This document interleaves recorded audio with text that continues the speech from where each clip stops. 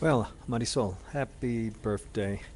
It's really quite interesting, the coincidence of this video, unplanned that way, to go out to you earlier in Spanish, and now I'm doing the English translation. You know, and the reason I'm doing the English translation is very simple.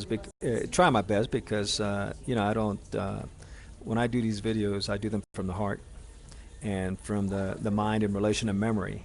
Uh, and so I'll do my best to cover everything I did in Spanish, and might be off, probably will be off some, but anyway.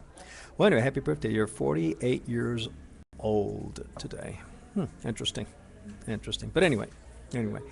Hey, so I'm doing the videos because I'll be frank with you. I'd be willing to bet that Katya, Isaac, and Christian are not anywhere near fluent in Spanish. This whole thing while we were married, that it was my fault why they didn't speak Spanish and all that. that just doesn't fly. But I bet. I don't know. Why don't you send me an email and let me know whether or not they speak fluent Spanish? I mean, you've had them now without me since, let's see, 2006, September of 2006. And so, therefore, by now, man, they should be absolutely rocking and rolling. As a matter of fact, the Spanish should be their first language. But anyway. The reason I'm doing this video, as I mentioned, is because about a week ago, a Saturday a week ago, I went to play pool for the first time by myself. And in Richmond, I was always going with Richard and Ken Yeaman, Richard Carpenter, and not an issue. But to be frank, I was slightly concerned about going by myself because I was concerned I was going to start to remember and see myself, not visions, but just memories of when I would go with the boys, and Katya would sometimes go and we'd play pool. And I was concerned what it would do to me. I try not to go there in that respect because it really just destroys me. Well, as I thought it happened, while I was playing by myself there, I would remember the boys and I could, so to speak, the memories, see them and them shooting and all that. And well, it left me that night pretty screwed up. And I decided to do the videos in a manner scripturally. Okay, and by scripturally I mean is that based on scripture, especially in relation to Matthew 18:16, where it says, "But if," and when this thing will say, "She," that's you, "will not hear thee, then take with thee one or two more, that in the mouth of two or three witnesses every word may be established." Well, that's exactly what I'm doing. And this video is a witness in relation to being established upon the earth and in the heavens, the atrocities that you did in destroying the family. No matter how awful the marriage was to me, and believe me, definitely, okay, I would never, ever have divorced you because of the commitment made. Okay, that's the difference between you and me, and all that kind of stuff. Unless you committed adultery, which I can't. Anyway, we'll go there on another part. But anyway, so that's why the Spanish on this. Now, it says two or more witnesses. There are. This video itself is a witness, but this series, which is going to cover everything. I mean, as far back as I can go, probably even into the time while we were dating, and yeah, just going to put it right out. Sex, chillax before marriage, everything. I promised my children. Because see, they would ask me many times. They would say, "Well, what's going on in the divorce? This, that," and I'd say, "I can't talk to you about it because you were too young." Now, that was one reason, but I couldn't tell them the other reason, and that was that if I talked to them about what you were doing and what was happening in that divorce court, the judge could put me in jail for a very long time, up to 3, 4, 5, 10 years. And so I couldn't do it. But see, I'm not in the United States anymore. I'm not coming back. I'm not coming back to that system, that abomination of a judicial system in the family courts, which aren't family nothing. They're destruction of the family court is what it really is, and all that. And therefore, I don't care one bit because they can't touch me here. And so I'm going to keep my promise, and that is that they're going to know what happened. And the rest of this series is going to all be in English. And it's going to go out to a lot of people that knew us in Richmond.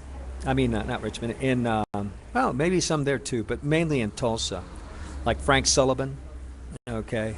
And it's going to even go out to that spiritual whore, Carmen Gill, okay? It's going to her too. And many of who I thought were friends, okay, and turn out to be total hypocrites. And it's good because I don't need them in my life. But it's going to go out to them because, and for those of you who get these videos, you can decide for yourself whether you're in that description I just said. And I'm going to be covering all of that in here. But anyway, now, but the main person it's going out to is Katya, Isaac, and Christian. I promised them they would know the truth. And the thing about the truth is immovable. Listen, you can call the truth a lie, but you know what? It's still the truth. Now, what's going to be interesting is what's going to happen down the road. Right now, I don't know where they are. I don't know nothing about them. I don't know what levels, nothing, except what I'm able to pick up on the internet, which is surprisingly quite a bit. I got a lot of their pictures and all that, and putting together a photo album and all that kind of stuff. But anyway, see, Marisol, you're going to be without excuse. You've got a short time period. How much do you have? I don't know. But in Solomon, it says that life, you know, is like a breath. It just comes and goes. And we don't know when our last breath is. And all I can say is this. If you have not corrected your lies and everything, and believe me, I don't want you back. Hey, listen, that's gone. No way. That ain't going to happen, okay? Just want to let you know that. No, man, I need a complete woman, okay? I don't need, excuse me, but I don't need damaged goods, okay?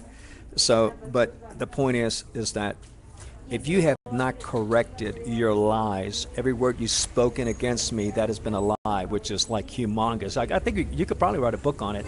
I mean, the last thing that I got here not too long ago was you were going around justifying the divorce, saying to people that the reason you wanted the divorce was because I was in a perverted sex. That is such ironic, because how do you have perverted sex with someone you can't touch?